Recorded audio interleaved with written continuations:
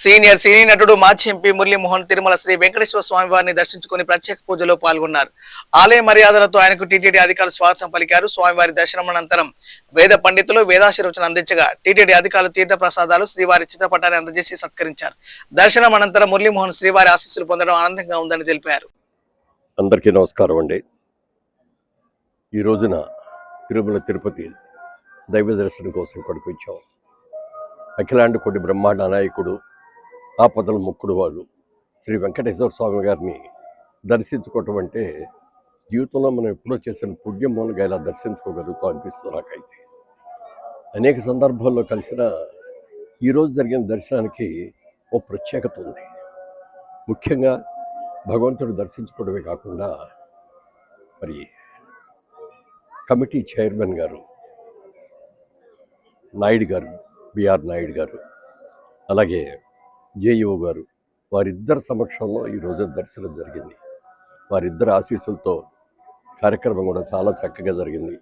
మా మిత్రులు, మా సోదరులు అందరూ వచ్చారు. వారందరం కలిసి ఒక మంచి దర్శనం చేసుకున్నాం. రోజు రోజుకి కూడా వెంకటేశ్వర స్వామి ఆలయంలో ఏ విధమైన డిస్టర్బెన్స్ లేకుండా ఇప్పుడున్న పాలక మండలి కూడా చాలా చక్కగా నిర్వహిస్తున్నారు. కల్తీ నెయ్యలు కానీ, కల్తీ పదార్థాలు కానీ ఏమీ లేకుండా స్వచ్ఛమైన ప్రతి ఆహార పదార్థం కూడా స్వచ్ఛమైనవి.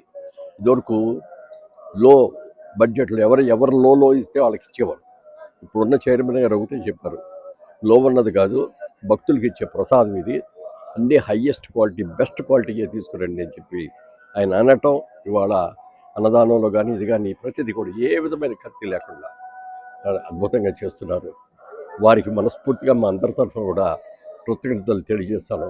అలాగే మన ఉభయ రాష్ట్రాలు ఆంధ్రప్రదేశ్, తెలంగాణ రెండు కూడా అభివృద్ధి చెందాలని మనస్ఫూర్తిగా కోరుకుంటూ, అమరావతి నిర్మాణంలో చంద్రబాబు నాయుడు గారికి మీ ఆశీస్సులు పూర్తిగా కావాలని వెంకటేశ్వర స్వామిని మనస్ఫూర్తిగా నేను దండం పెట్టుకున్నాను.